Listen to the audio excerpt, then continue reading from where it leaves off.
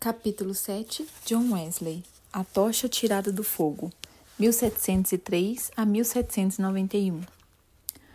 O céu, à meia-noite, era iluminado pelo reflexo sombrio das chamas que devoravam ferozmente a casa do pastor Samuel Wesley. Na rua, ouvia-se os gritos: "Fogo! Fogo!"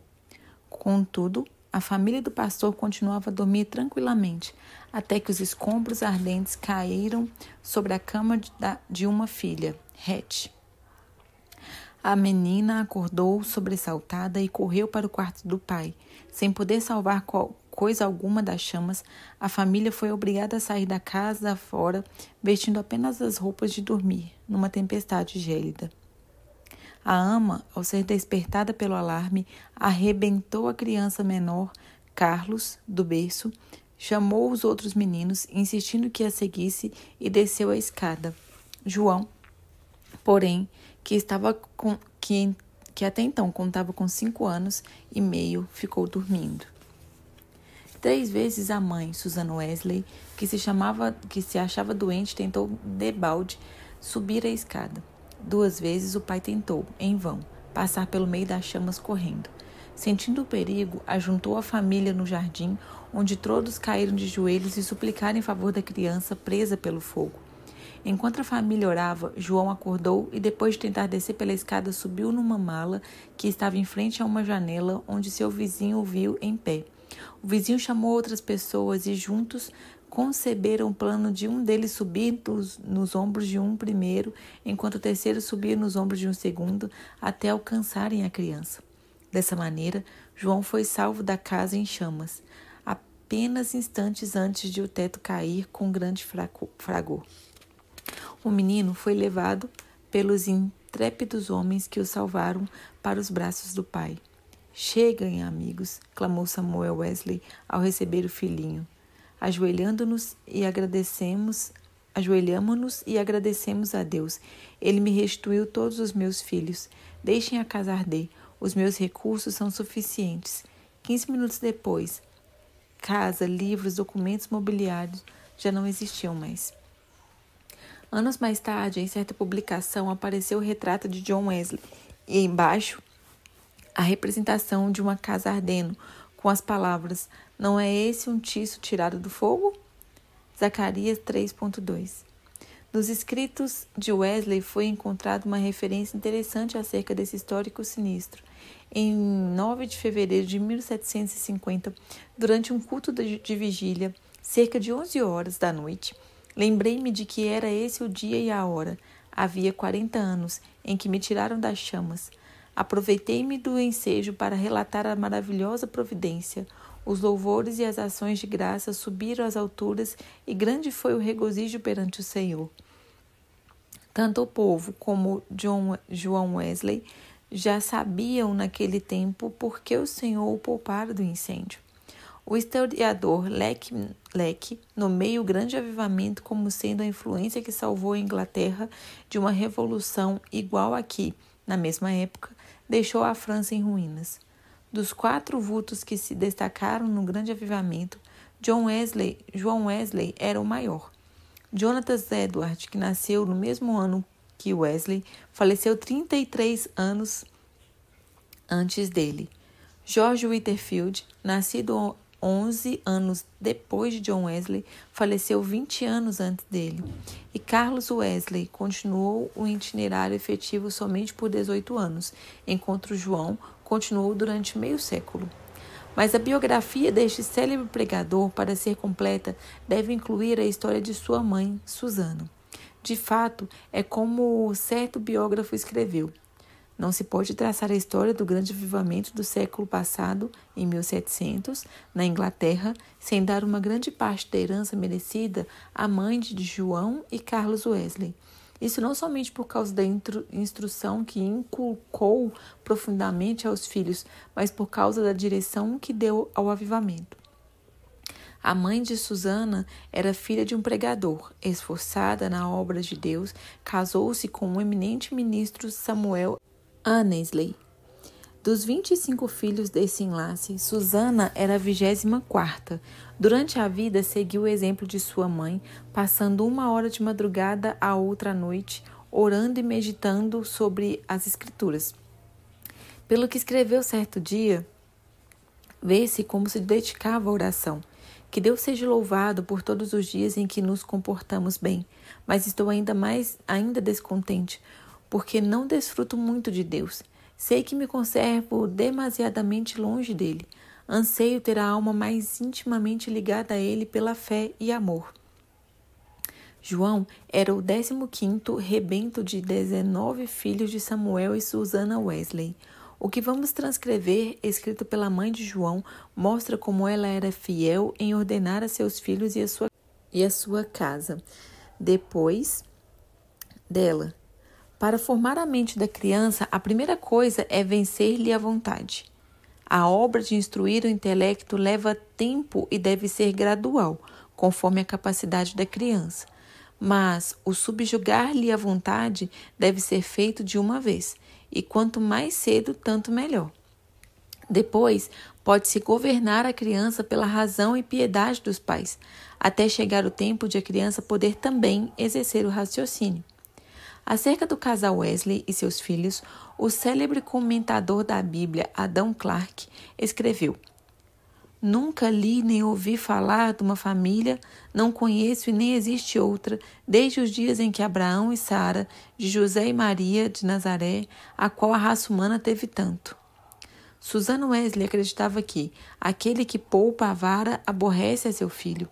Provérbios, capítulo 13, versículo 24. E não consentia que seus filhos chorassem em voz alta. Assim, apesar de a casa estar repleta de crianças, nunca havia tempo tristonho nem balbúrdia no lar do pastor. Um filho jamais ganhou coisa alguma chorando na casa de Susana Wesley.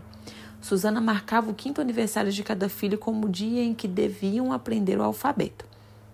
E todos, a não ser 2, cumpriram a tarefa no tempo marcado. No dia seguinte, a criança que completava 5 anos e aprendia o alfabeto começava o estudo de leitura, iniciando-o com o primeiro versículo da Bíblia. Os meninos no lar de Samuel Wesley aprenderam o valor que há em observar fielmente os cultos. Não há em outra história fatos tão profundos e atraentes como os que constam acerca dos filhos de Samuel e Susana Wesley, pois antes de saberem ajoelhar-se ou falar, eram instruídos a dar graças pelo alimento, por meio de acenos apropriados. Logo que aprendiam a falar, repetiam a oração dominical da manhã e à noite, e eram ensinados também a acrescentar outros pedidos, conforme cada desejo em particular. Ao chegarem à idade própria, um dia da semana era designado a cada filho para conversar sobre as dúvidas e dificuldades. Na lista, aprenderam os nomes de João para a quarta-feira e o de Carlos para o de sábado. E para os filhos, o dia de cada um tornou-se precioso e memorável. É comovente ler o que João Wesley, 20 anos depois de sair da casa paterna, disse à sua mãe.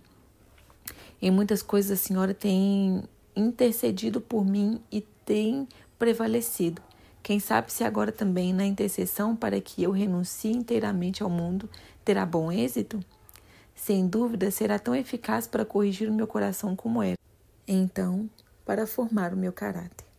Depois do espetacular livramento de João do incêndio, sua mãe, profundamente convencida de que Deus tinha grandes planos para seu filho, resolveu firmemente criá-lo para servir e ser útil na obra de Cristo. Susana escreveu essas palavras nas suas meditações particulares. Senhor, esforçar-me-ei mais definitivamente em prol desta criança, a qual salvaste tão misericordiosamente. Procurei transmitir-lhe fielmente ao coração os princípios da tua religião e virtude. Senhor, dá-me a graça necessária para fazer isso sincera e sabiamente, e abençoa os meus esforços com grande êxito. Ela era tão fiel em cumprir sua resolução que João foi admitido a participar da ceia do Senhor com a idade de 8 anos. Nunca se omitia o culto doméstico da programação do dia no lar de Samuel Wesley. Fosse qual fosse a ocupação dos membros da família ou dos criados, todos se reuniam para adorar a Deus. Na ausência do marido, Susana, com o coração aceso pelo fogo dos céus, dirigiu os cultos. Conta-se que, certa vez, quando ele prolongou a ausência mais do que de costume, 30 a 40 pessoas assistiram aos cultos no lar de Wesley, e a fome pela palavra de Deus aumentou a ponto de a casa ficar repleta de vizinhos. A família do pastor Wesley vivia rodeada de pobreza, mas pela influência do Duque de Buckingham, conseguiu um lugar para João em Charterhouse, em Londres. Assim, o menino, antes de completar 11 anos, deixou a atmosfera fragrante de oração ardente para enfrentar as porfias de uma escola pública. Contudo, não cedeu ao ambiente de pecado de que estava rodeado.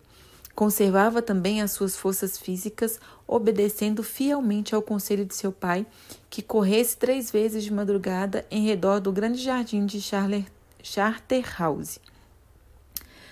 Tomou como regra da sua vida, dali em diante, manter o vigor do corpo.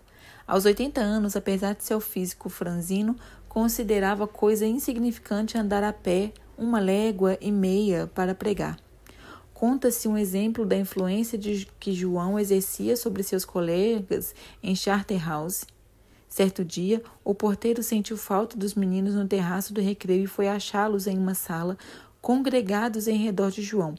Ele contava-lhes histórias instrutivas, as quais atraíam-lhes mais do que o recreio. Acerca desse tempo, João Wesley escreveu: Eu participava de várias coisas que reconhecia como sendo pecado, embora não fossem escandalosas aos olhos do mundo. Contudo, continuei a ler as Escrituras e a orar de manhã e à noite. Baseava minha salvação sobre os seguintes pontos. Não me considerava tão perverso como o próximo, conservava a inclinação de ser religioso, lia a Bíblia, assistia aos cultos e fazia oração. Depois de estudar 6 anos em Charterhouse, Wesley cursou em Oxford, tornando-se proeficiente no latim, grego, hebraico e francês. Mas seu interesse principal não era do intelecto. Sobre esse assunto, ele escreveu: Comecei a reconhecer que a religião verdadeira tem a sua fonte no coração. Reservei 2 horas todos os dias para ficar sozinho com Deus. Participava da ceia do Senhor de 8 em 8 dias. Guardei-me de todo pecado, quer de palavras, quer de atos. Assim, na base das boas obras que praticava, eu me considerava um bom crente. João se esforçava para levantar-se diariamente às 4 horas. Por meio de anotações que registravam suas atividades cotidianas, conseguia dar conta de seu tempo para não desperdiçar um só momento. Continuou a observar esse costume até quase o último dia de sua vida. Certo dia, quando ainda jovem, assumiu o enterro em companhia de um moço e conseguiu levá-lo a Cristo, ganhando, assim, a primeira alma para o seu Salvador. Alguns meses depois, com a idade de 24 anos e depois de um período de oração, foi separado para o diaconato. Enquanto estudava em Oxford, juntava-se a um pequeno grupo de estudantes para orar, estudar as Escrituras diariamente, jejuar às quartas e sextas-feiras, visitar os doentes e encarcerados e confortar os criminosos na hora da execução. Todas as manhãs e todas as noites, cada um passava 1 hora orando sozinho em oculto. Durante as orações, paravam de vez em quando para observar se clamavam com o devido fervor.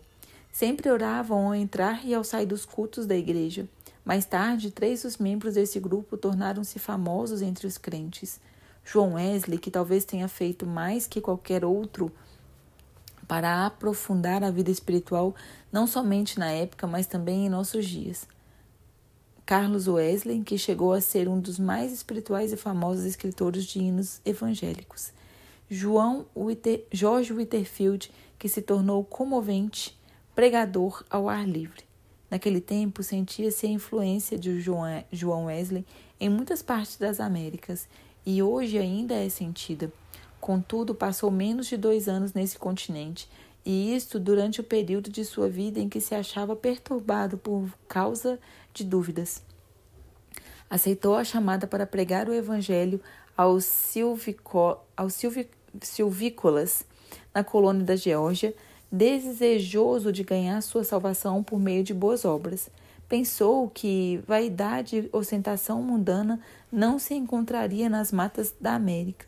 Como era característico em sua vida, a bordo do navio em viagem à América do Norte, observava, com outros de seu grupo, um programa para não desperdiçar um momento durante o dia. Levantava-se às 4 da manhã e deitava-se depois das 21. As primeiras 3 horas do dia eram dedicadas à oração e ao estudo das Escrituras. Depois de cumprir tudo o que estava indicado no programa do dia, o cansaço era tanto que, não obstante o bramido do mar e o balanço do navio, dormiam sem perturbação, deitados sobre um cobertor estendido no convés. Na Geórgia, a população inteira afluía à igreja para ouvir a sua pregação. A influência de seus sermões foi tal que, depois de 10 dias, uma sala de baile ficou quase inteiramente abandonada, enquanto a igreja se enchia de pessoas que oravam e eram salvas. Whitefield, que desembarcou na Geórgia alguns meses depois de Wesley voltar à Inglaterra, assim descreveu o que viu. O êxito de João Wesley na América é indizível. Seu nome é precioso entre o povo, onde lançou os alicerces que nem os homens nem os demônios podem abalar. Oh, que eu possa segui-lo como ele seguiu a Cristo. Porém, a Wesley faltava uma coisa muito importante, conforme se vê pelos acontecimentos que o levaram a sair da Geórgia, como ele mesmo escreveu. Faz 2 anos e 4 meses que deixei a minha terra natal para pregar Cristo aos índios da Geórgia. Entretanto, o que cheguei eu a saber? Ora, vim a saber o que eu menos esperava. Fui à América para converter outros, mas nunca fora realmente convertido a Deus. Depois de voltar à Inglaterra, João Wesley começou a servir a Deus com a fé de um filho e não mais com a fé de um simples servo. Acerca desse assunto, eis o que ele escreveu. Não reconhecia que esta fé era dada instantaneamente, que o homem podia sair das trevas para a luz imediatamente, do pecado e da miséria para a justiça e gozo do Espírito Santo. Examinei de novo as Escrituras sobre este ponto, especialmente Atos dos Apóstolos. Fiquei grandemente surpreendido ao ver quase que somente conversões instantâneas, quase nenhuma tão demorada como a de Saulo de Tarso.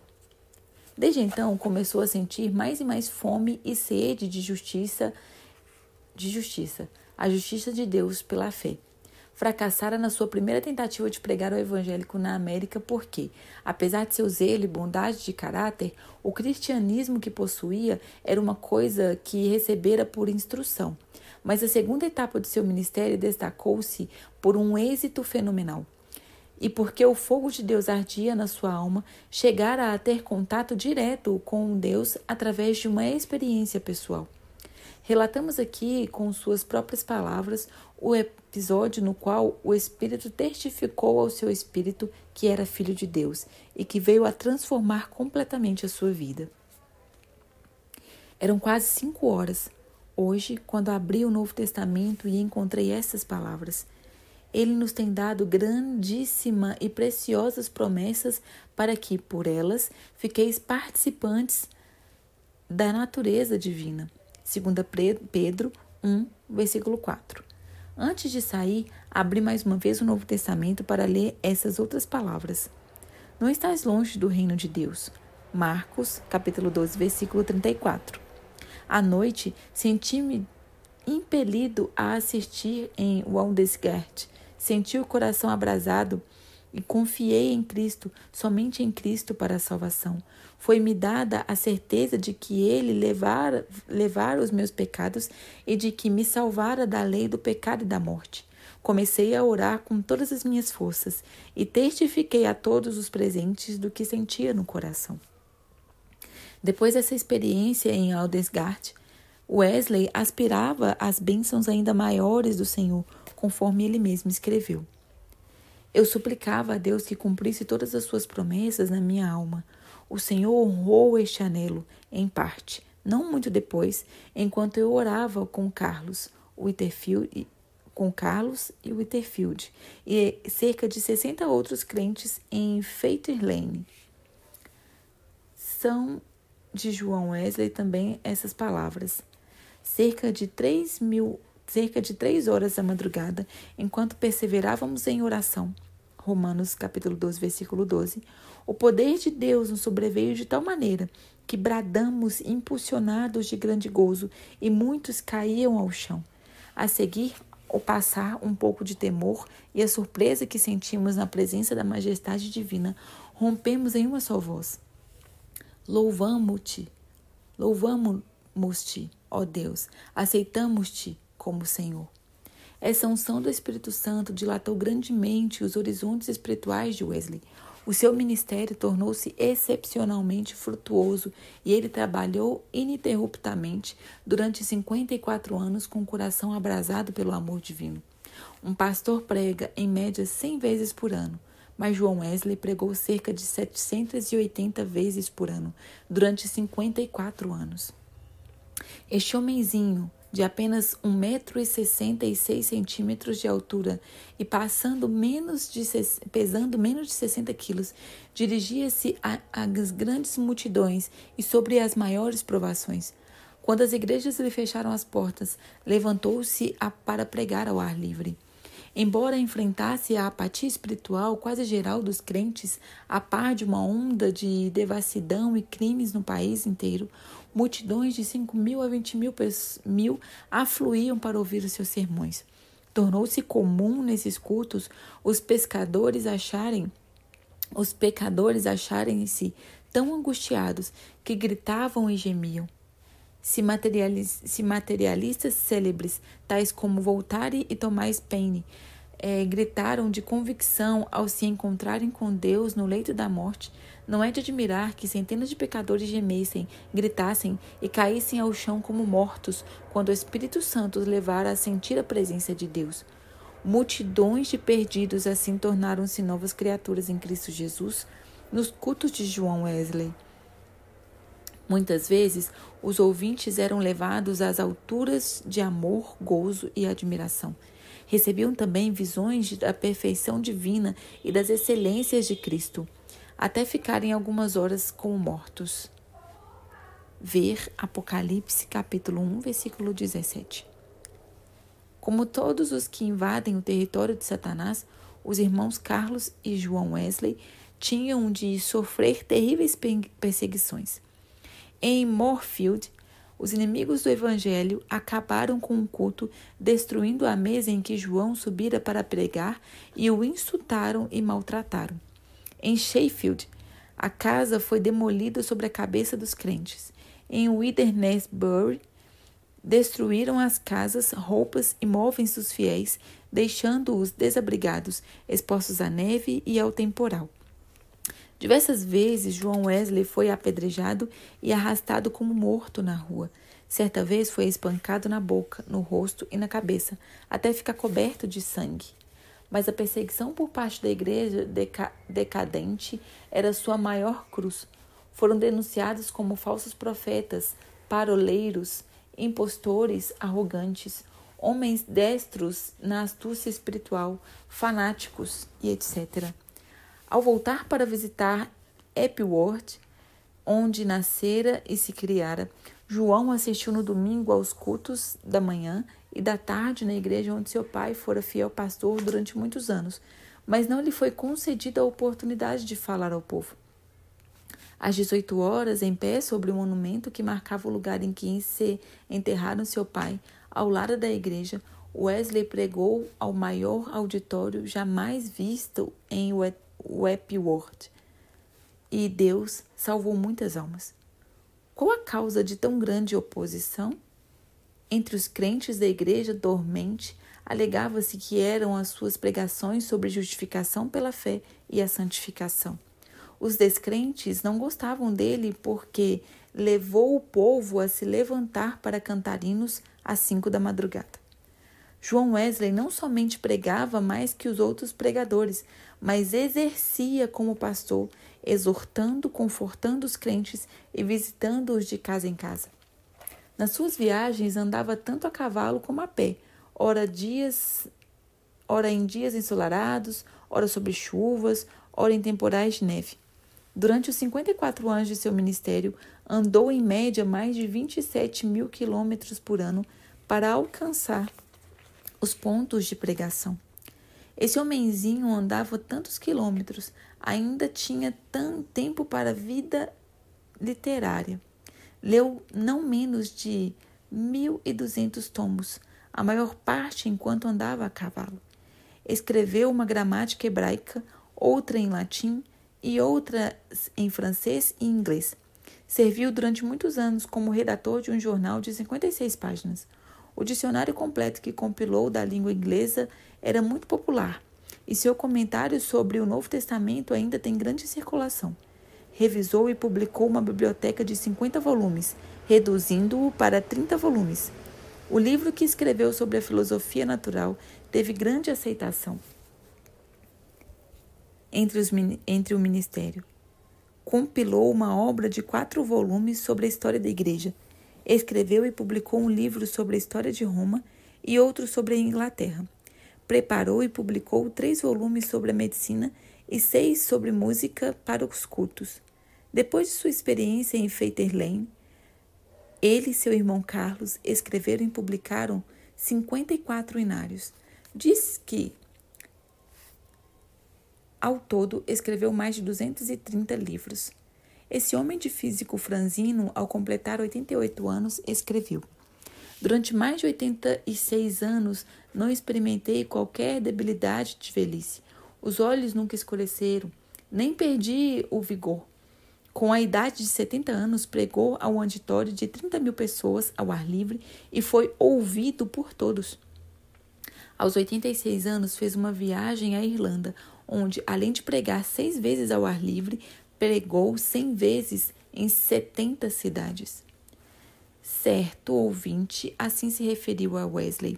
Seu espírito era tão vívido como aos 53 anos, quando o encontrei pela primeira vez. Atribuiu sua saúde aos seguintes fatores: 1. Ao exercício constante e ar fresco. 2. Ao fato de nunca, mesmo doente ou com saúde, em terra ou no mar, haver perdido uma noite de sono desde seu nascimento, o que não o impedia de participar das vigílias da igreja. 3. A habilidade de dormir de dia ou de noite ao sentir-se cansado. 4. Ao fato de, por mais de 70 anos, ter o hábito de levantar-se às 4 horas da manhã. 5. Ao costume de sempre orar às 5 da manhã, durante mais de 50 anos. 6. Ao fato de quase nunca sofrer de dor, desânimo ou preocupações durante a vida inteira. Não nos devemos esquecer da fonte desse vigor que João Wesley manifestava. Passava 2 horas diariamente em oração e muitas vezes mais. Certo crente que o conhecia intimamente assim escreveu acerca dele. Considerava a oração a coisa mais importante de sua vida, e eu o tenho visto sair do quarto com uma serenidade de alma visível no rosto, até quase brilhar. A qualquer história da vida de João Wesley faltará o ponto principal, se não se fizer menção dos cultos de vigília que se realizavam uma vez por mês entre os crentes. Esse culto se iniciavam às 20 horas e continuavam até depois da meia-noite, ou até cair o Espírito Santo sobre eles. Baseavam tais cultos sobre as referências no Novo Testamento acerca de noites inteiras passadas em oração. Foi assim que alguém se referiu ao seu sucesso. Explica-se o poder de Wesley pelo fato de ele ser um homem de um livro, e esse livro é a Bíblia. Pouco antes de sua morte, escreveu: hoje passamos o dia em jejum e oração para que Deus alargasse a sua obra. Só encerramos depois de um dia e noite de vigília, na qual o coração de muitos irmãos foi grandemente confortado. No diário de João Wesley, há diversas anotações sobre orações e sobre jejum.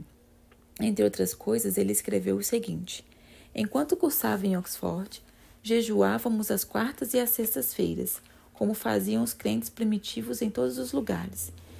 Escreveu Epifânio: quem não sabe que o jejum das quartas e sextas-feiras é observado pelos crentes do mundo inteiro? Não sei por que eles guardavam esses 2 dias, mas era a boa regra. Se lhes servia, também me serve. Contudo, não quero dar a entender que o único tempo de jejuar seja esses 2 dias da semana, porque muitas vezes é necessário jejuar mais do que 2 dias. É necessário permanecer sozinho e na presença de Deus enquanto jejuamos e oramos, para que Deus possa mostrar-nos a sua vontade e dar-nos direção. Nos dias de jejum, devemos afastar-nos o mais possível de todo o serviço de fazer visitas e das diversões, apesar de essas coisas serem lícitas em outras ocasiões. Seu gozo em pregar ao ar livre não diminuiu na velhice. Em 7 de outubro de 1790, pregou pela última vez fora de casa sobre o texto: "O reino de Deus está próximo, arrependei-vos e crede no Evangelho." Consta em sua biografia que a palavra manifestou-se com grande poder e as lágrimas do povo corriam em torrentes. Um por um, seus fiéis companheiros de luta, inclusive sua esposa, foram chamados para o descanso. Mas João Wesley continuava a trabalhar. Com a idade de 85 anos, seu irmão, Carlos, foi chamado pelo Senhor, e João sentou-se perante a multidão, cobrindo o rosto com as mãos para esconder as lágrimas que lhe corriam pelas faces. Seu irmão, a quem amara tanto durante tão longo tempo, havia partido, e ele agora tinha que trabalhar sozinho. Em 2 de março de 1791, com a idade de 88 anos, completou a sua carreira terrestre. Durante toda a noite anterior, não cessara em seus lábios o louvor e a adoração, pronunciando essas palavras: "As nuvens dilatam a gordura." Sua alma saltou de alegria com a antecipação das glórias do lar eterno e exclamou: "O melhor de tudo é que Deus está conosco." Então, levantando a mão, como se fosse um sinal de vitória, novamente repetiu: "O melhor de tudo é que Deus está conosco." Às 10 horas da manhã, enquanto os crentes rodeavam o leito em oração, ele disse: "Adeus." E assim passou para a presença do Senhor.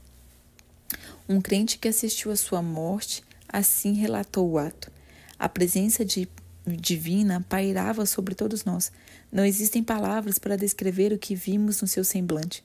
Quanto mais o fitávamos, tanto mais víamos parte dos indizíveis seus." Calcula-se que 10.000 pessoas passaram em desfile diante da ataúde para ver o rosto que ainda retinha um sorriso celestial. Por causa das grandes massas que afluíram para honrá-lo, foi necessário enterrá-lo às 5 horas da manhã. João Wesley nasceu e criou-se em um lar onde não havia abundância de pão. Com a venda dos livros de sua autoria, ganhou uma fortuna, com a qual contribuía para a causa de Cristo. Ao falecer, deixou no mundo 2 colheres, uma chaleira de prata, um casaco velho e dezenas de milhares de almas, salvas em época de grande decadência espiritual. Em Wentworth, a tocha foi arrebatada do fogo. Em Aldersgate e Fetter Lane, começou a arder intensamente e continua a iluminar milhões de almas no mundo inteiro.